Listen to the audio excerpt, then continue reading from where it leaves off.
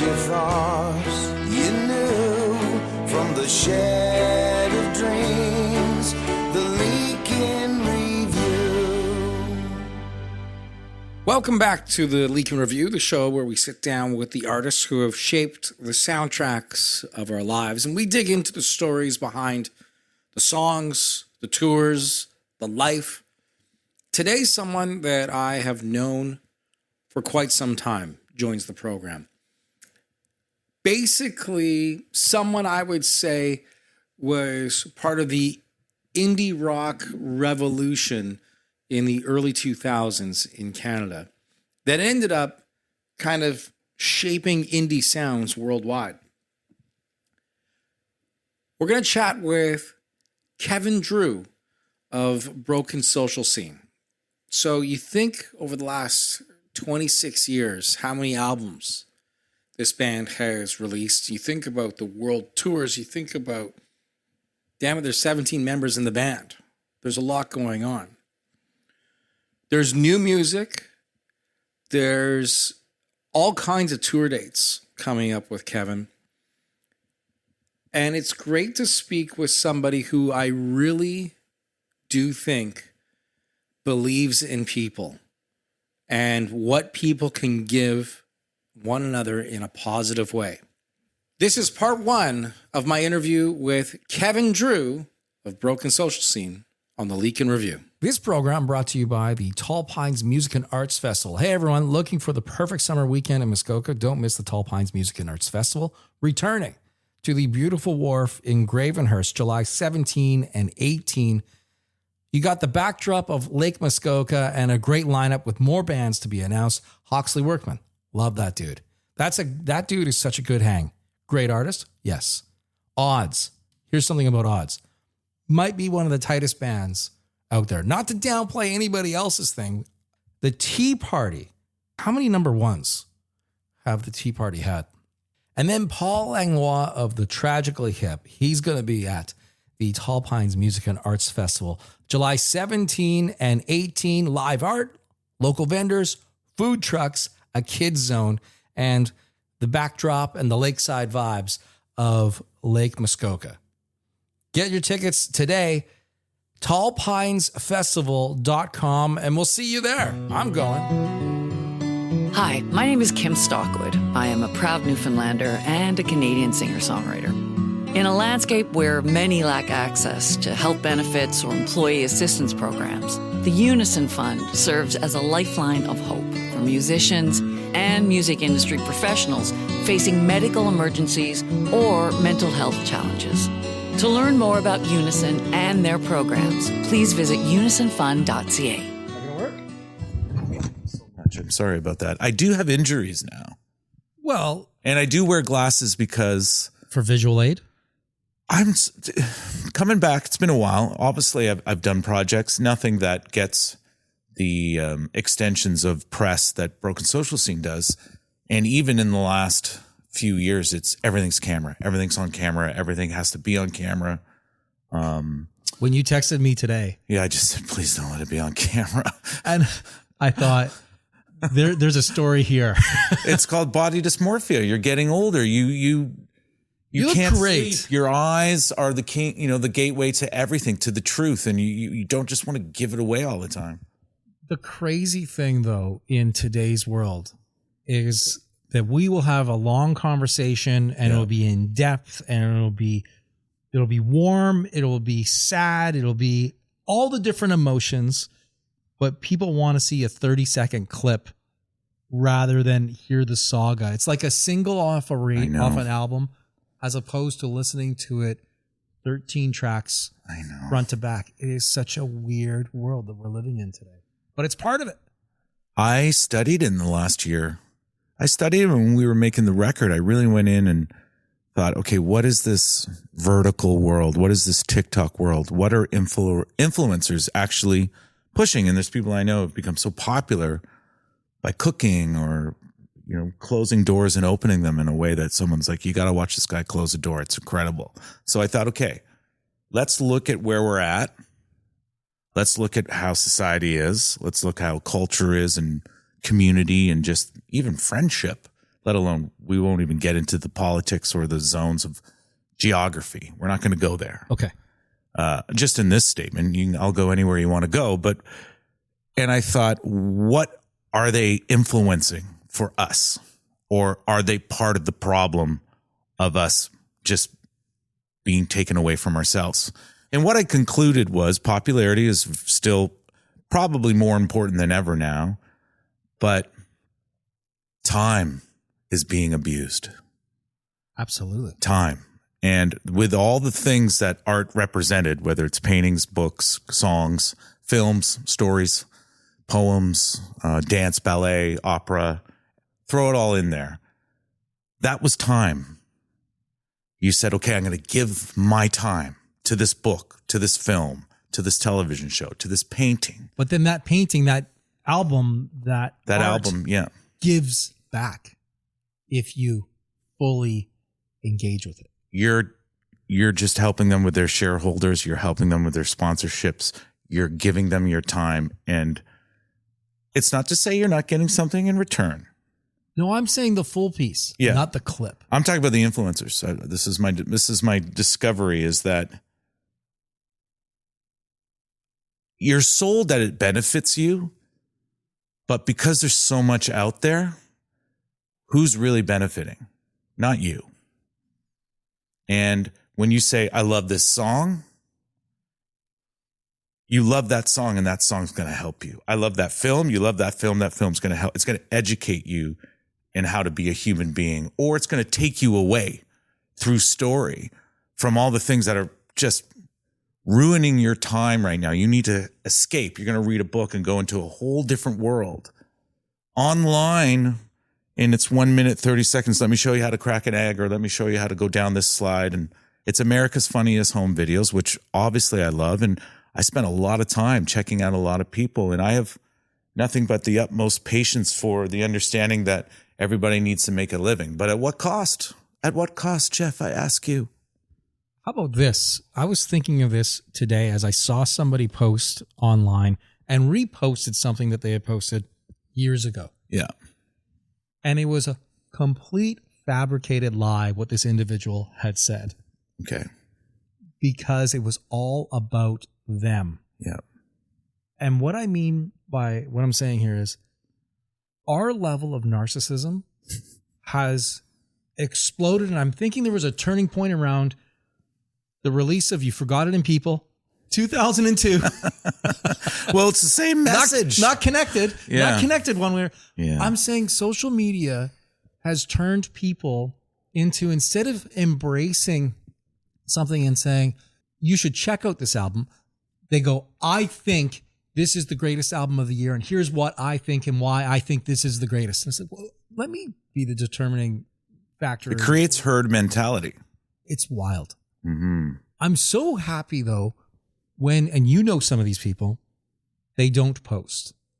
Like they are 1,000%. I do not post. I go on social media for entertainment.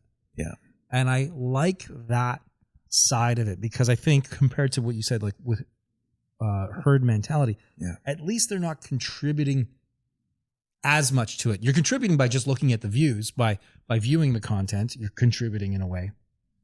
But we all don't need to provide opinions all the goddamn time. It's wild. Well, it does come down to people want to be heard and they want to be seen, and they have every right to be. They should be seen and they should be heard. And that's generally what gets preyed upon. I try to look at people when I'm in the room with them. I was at that CSA Awards last night, introducing as many people as I could, because it was a great room and there was so much talent. And I believe in art and I believe in things getting made, and it's very difficult, especially in Canada. You're going to go to the Screen Awards. That is an obstacle and a half to get through that system that's pretty much broken, but it's been broken for a long time. So there's jobs and economy based around it. But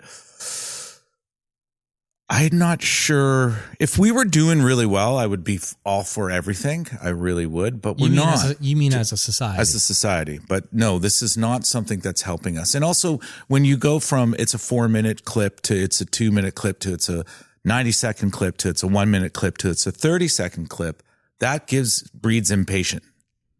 Yeah. You're just become impatient. And when you have to wait for something now, it's kind of mind-blowing. You're like, wait a second, am I waiting for something? I have to go stand in line to buy concert tickets? What is this, 1994? Woodbine Center, U2. I was in line.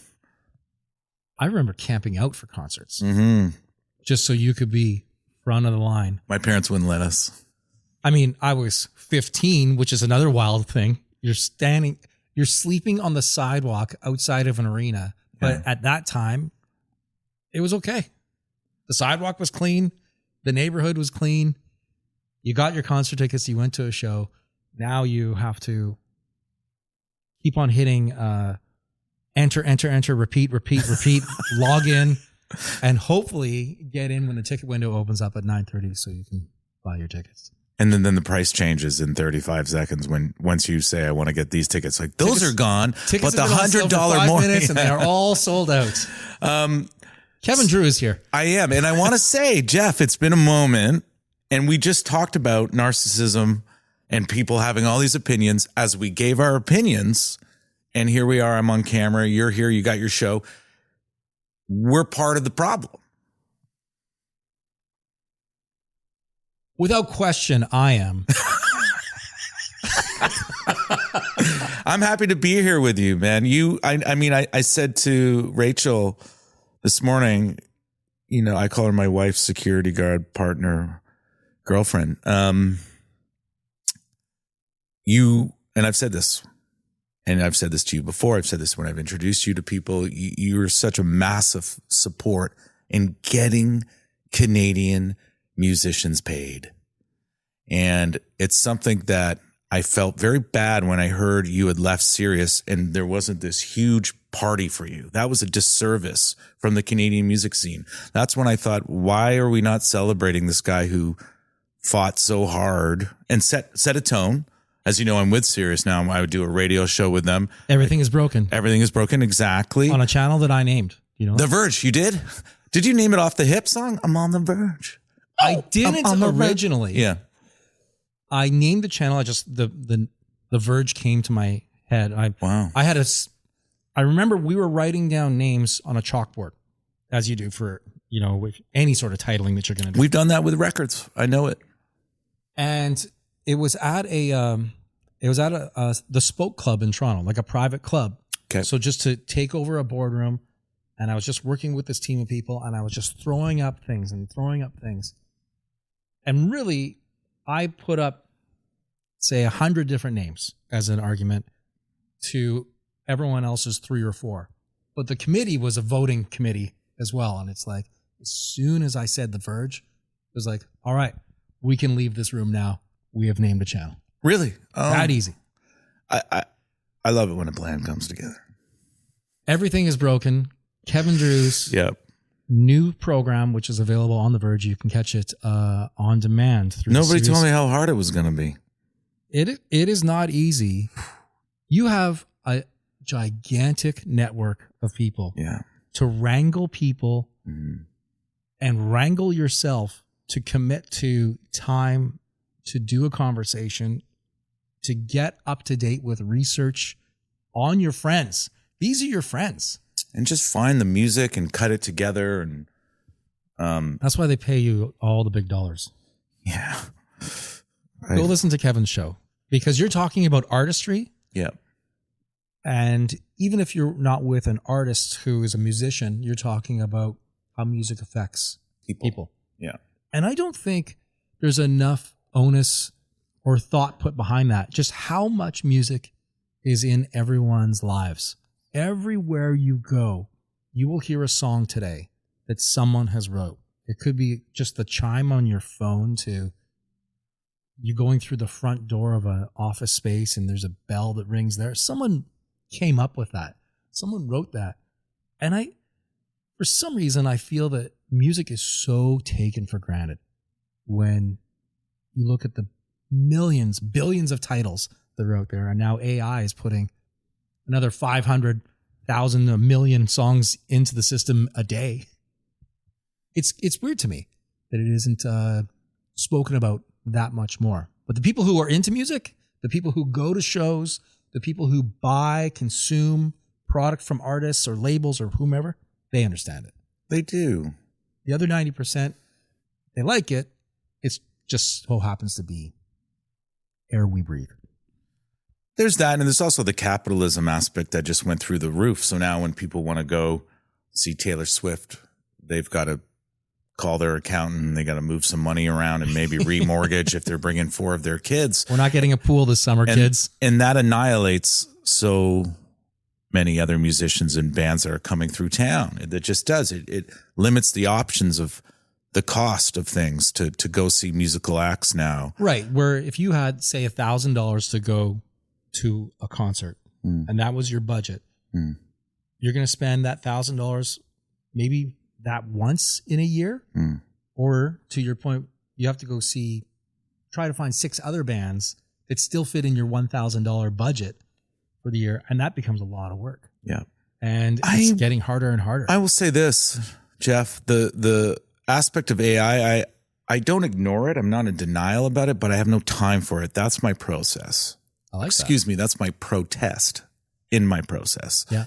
And I tell artists when they try to talk to me about we're all going to get replaced, I just don't feed into that. Right. Just keep making art. Keep making it you. Make it from an honest place. Keep going. And if you look at the kids, just give me a sec. If you look at the kids coming up, they're not really listening to us when we say AI's coming. They're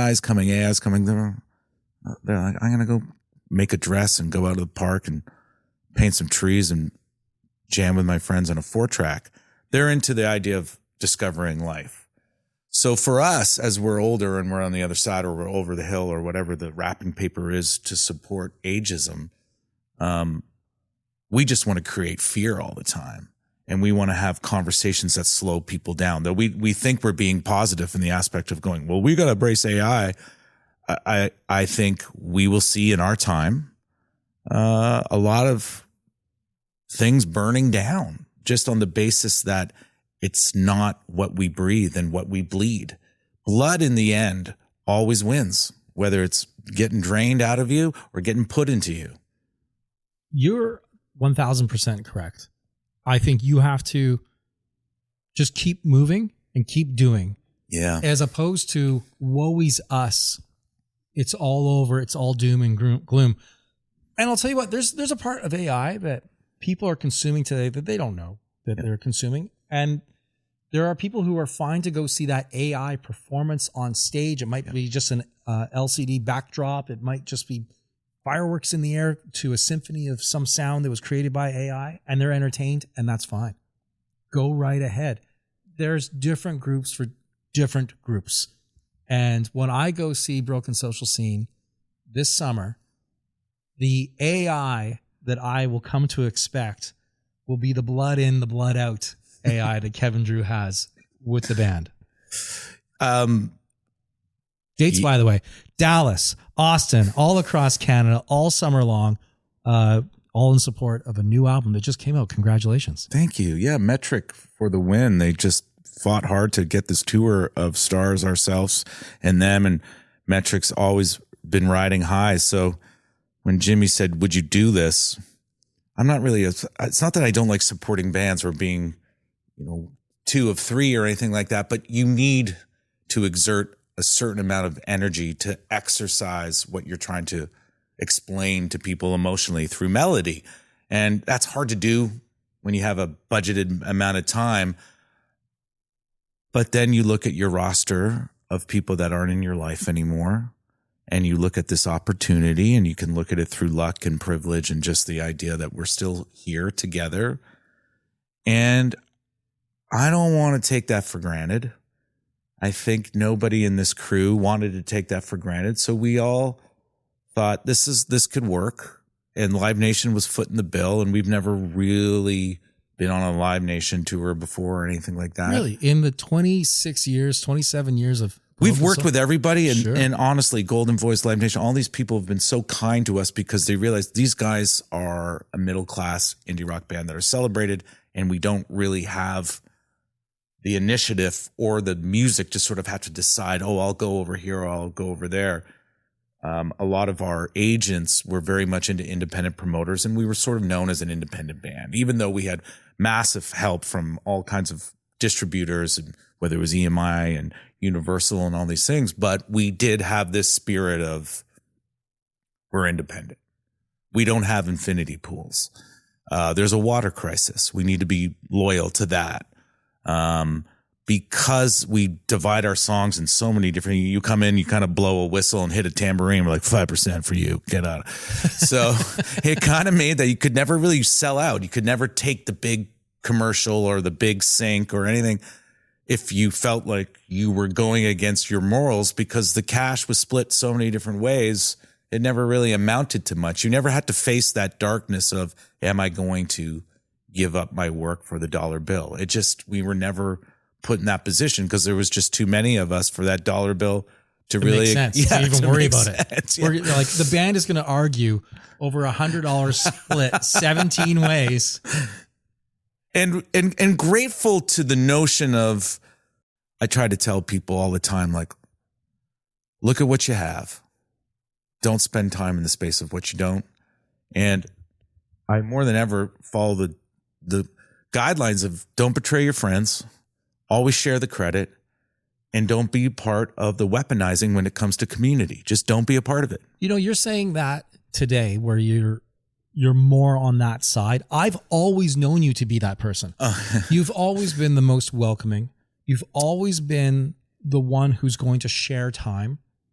And I don't see you, every 6 months. I might see you every year. It's true. But it's the same conversation that is welcoming each and every time that I do run into you, because I think that's just who you are. You're not selling something, Kevin, and this is really me, jacking your tires up here a little bit. But you're not fake with your emotion, and you're not fake with the words you say. At least you haven't been to me that I've found out yet. I've known you for 25 years now. That's crazy. I think we met with You Forgot It in People. We did. But, can we talk about this? Remember the Humans. I listened to it, by the way, just dropped. So new album from Broken Social Scene. I don't know if there was a time in which you didn't know if there was going to be a Broken Social Scene, but we'll touch upon that in a second. I was listening to it and I thought that I was on some sort of playlist because the songs that kept on coming, I thought, is this some sort of hits package? It is so well synced. Really? The songs are so strong, and there's a new voice to Broken Social Scene now with Hannah Georges. And Jill Harris. Jill Harris is new to the band. She's all over the record. Well, I've known Hannah for a while, and I'm going to share this story. I Please. texted her earlier on today, and she didn't respond. And She is in Europe. well, this is Or what might be traveling, actually. this is what gives me the green light, because she didn't respond. So that means I have a green light to say whatever I want. Years ago, Hannah is in Vancouver and she wants to write a new album. And I guess she's communicating with a friend of hers, and she's like, I just got to find a spot to get in the right mindset. And I don't know how you write, Kevin, but we'll touch upon it. She ends up deciding to go to a friend's cottage by herself, drive way into the interior of British Columbia, like off the grid, because this is also 15 years ago. So, once you get into the interior of BC, cell phone towers are pretty much non-existent. So you're going to get into some gnarly spots, I guess. She gets to the cottage and she pulls out all her gear and she's like, where the fuck are all the plugs? There's no power in this person's cottage. She got her amp, she's got her laptop, she's got all her stuff. She's like, she ended up writing there, but a very different experience to what she had planned. And I just love the spirit of Hannah. And when I found out that she was with you guys and touring with you and wrote lyrics to a song, Wrote the song with us. I was like, why hadn't anybody thought of this before? Because it, to me, makes so much sense that she is part of Broken Social Scene as we see it in 2026. Thank God. Honestly, it's so cool. We're number one over in the non-coms right now in America. Or not even our country. Like, we're getting played over there, and they're embracing Hannah in such a massive way. And I personally was a fan right out of the gates. When I heard Robotic, I stopped my car. Right. Oh, actually, the story was I was going somewhere. That classic story of where you're almost at your destination and you realize you're halfway through the song. So you're just going to go drive around the block. And throughout the years, we started to get to know each other, and we were fans, and she came over to Arts and Crafts for a bit. And just every record she would put out, I would really sit inside her voice. I felt her voice was a very, very safe place. And Social Scene, there's no bullshit in the idea that we believe in safety for people. Right. We've always tried to embrace the communities. We've always tried to protect the communities. We've always tried to not chase something at the expense of others. And when you hear a voice that makes you feel that sense of safety, it, to me, fits in a certain chord structure that is there to just protect you. And Hannah came on the road with us when we were doing our 20-year anniversary, just a small group of shows for You Forgotten People. And this is right at the end of you had a moment in during COVID where you could go outside. Yeah, that's true. We went out on the outdoor days. Yeah. So we brought her out with us, and my mother had just passed on this tour, so I couldn't sing Lover Spit. It was my mom's favorite song, and I just couldn't do it. Or if she hadn't passed, she was very sick and about to go. But I think, no, it was the second round we went out with Hannah. So I asked her, hey, will you sing this? You know, there's a wonderful version with Leslie Feist that we did back in 2003. Just break it down to piano.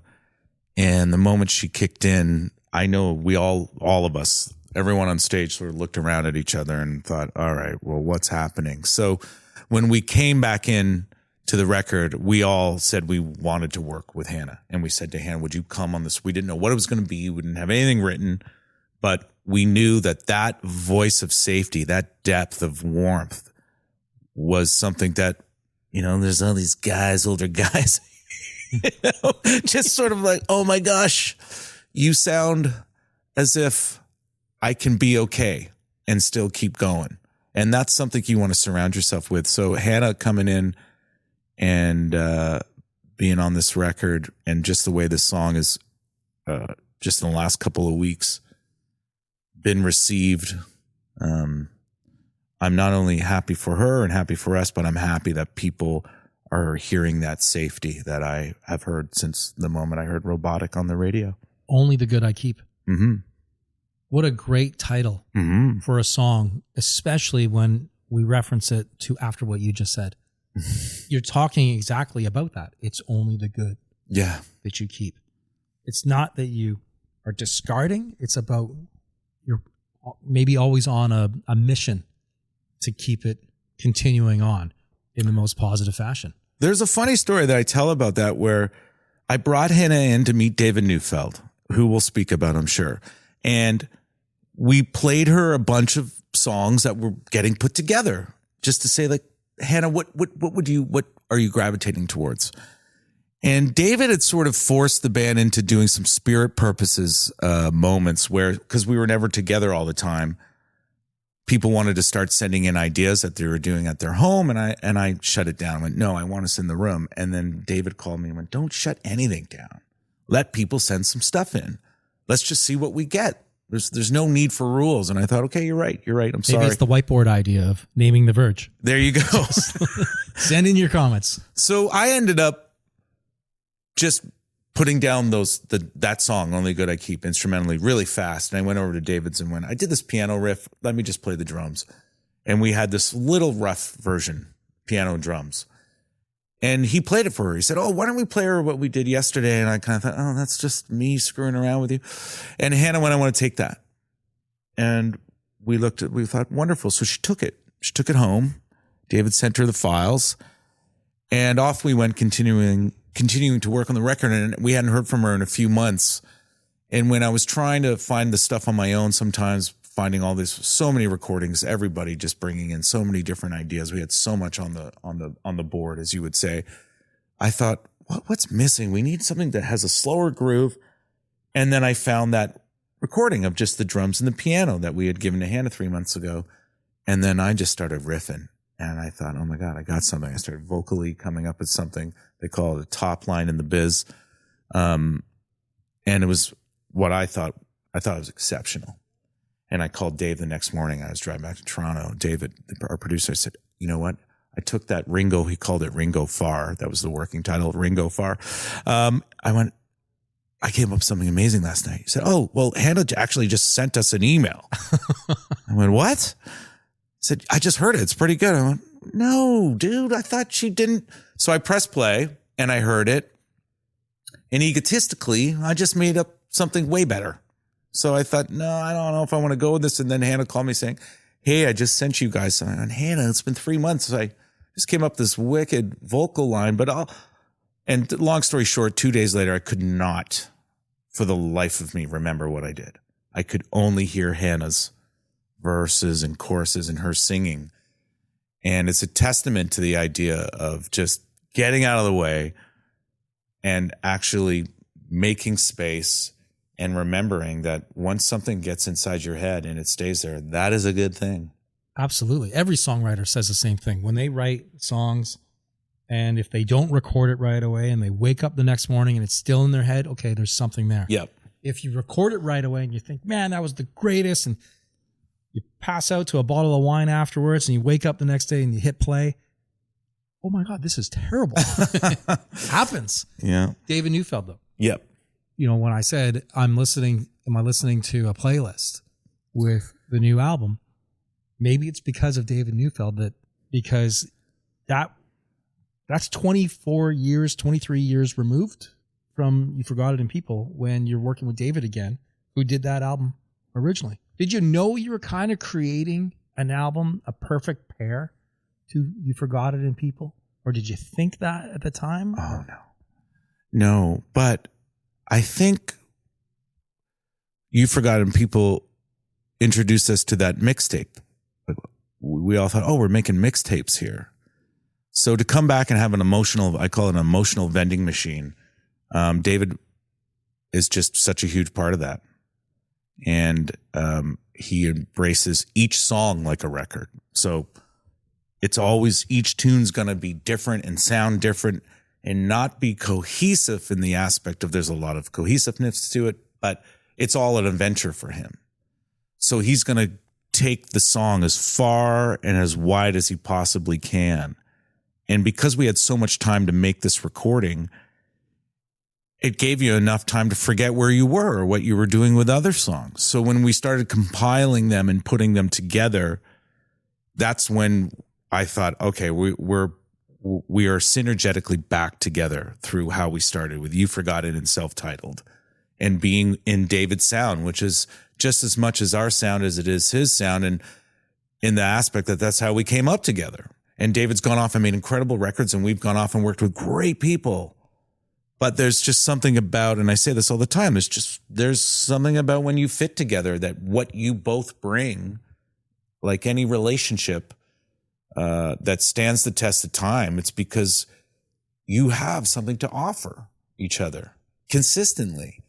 And I was so happy to be back with him because we're all producers in our own right, and but we are so much older now and have such a better understanding of the more freedom you give someone, the better the results they will be, as long as you're able to always have conversations and govern conversations.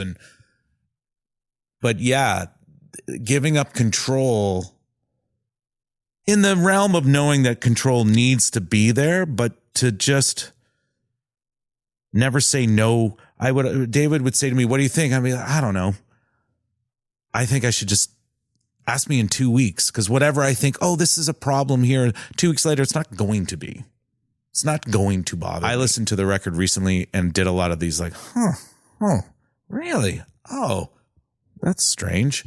Because we were so embedded in it for the ending for about 6 months. It ended for 6 months. You can talk to Charles Spearin's wife, Susie. She called me one time and said, this is crazy. I went, well, it's what's happening. I don't know what to tell you. The only band left will take 6 months. But yeah, to speak to Newf, he did so much. He gave us so much. He gave us so much. To go back to that idea of time. Time is sort of the greatest gift you can give somebody. You give them your time. And Newf gave us his time. We call him Newf, David Newfeld. And I certainly didn't take it for granted. And I know he knows I didn't take it for granted. We have a really good relationship right now. And look, we both know a lot of artists who within the last few years, it became such a thing for artists to do. And there's going to be various reasons as to why they would do it, but they started self-producing their stuff. Some are very good at it. Yeah, they're great at it. I would say most need that other person in the room. Yeah. Just to give a different angle. I think some artists can be so into themselves or whatever their sound, whatever their space is at that moment. Yeah. And they don't give it that moment to breathe, that 2 weeks to reconsider that different idea that's coming from way over to the left that could really take a song from a C level to an A, if just by letting that outside voice come in. And I just know from a lot of artists, there's a bunch of them that I'm like, you really should work with somebody. Your stuff sounds good. Yeah. And you working on other bands makes other bands great because you're that outside person. Yeah. But you don't have that outside influence helping you today. If you're in control of your life, you're not living your life. You wear the producer's hat. I do. And you've done it for lots of projects. Self-titled stuff. You've done producing on Kevin Drew albums? Yeah, I mean, it's interesting. I'm always there. But the last record I did, Niall Spencer from the Bathhouse, who I've made records with for almost 15 years now, that was his baby. I just knew it. I worked with him so much, and I've taken producing credit when he's helped me produce things. And I just said, this is yours, because he helped me. And also, I was in his sounds. I was in the womb of what he figured out is now his sound. The Bathhouse also is his space. It's his space. And I made so many records with him and saw him develop throughout so many albums. And I saw him change many times. I saw him rely on his instincts many times. I saw him give up on his instincts and try other things. I've been very blessed with Niall Spencer and the Bathhouse and making records there and working with the Hip and doing all the Gord stuff and my own stuff and bringing Social Scene in there. We went back there for Remember the Humans. We recorded some stuff, and he's not particular, but Newf likes it the way that he likes it, and immediately got in there and heard how Niles was doing drums and everything, and he just said, oh, I love it. I don't have any problem with it. If there's ever a time he thought, I'll re-record him, he wanted to use his amps. I get that stuff. But there's a really wonderful thing when you're making records, because I'm one of those privileged producers where I'm not touching the mics, and I know what delays are, and I know what reverbs I like, and I know where I want mixes to go. I know where I want to place things, but I'm not an engineer, and I'm not a Pro Tools director by any means. And I chose certain things in life so that I could work with people. I never became a musician aficionado because I have them around me. So I'll stick to what I'm best at, which is just playing chords that mean something. Niall's very much Dave Hamlin, David Newfeld, Charles Spearin. These were people that I really learned a lot from.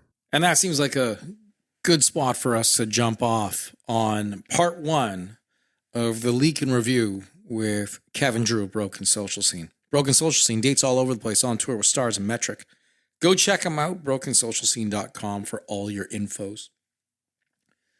Get ready for part two with Kevin Drew, where we discuss working with Gord Downey and the Tragical Hip and that tour that went down in 2016, not knowing at the time that it was going to be the final tour, but ended up being the final tour as the full band as we know them, the Tragically Hip, were together. And just some stories in and around that. Gets a little emotional. Get ready for it. Thanks for sharing this episode. Thanks for telling your friends. Thanks for tuning in to the Leak and Review. Give me a follow at The Leak.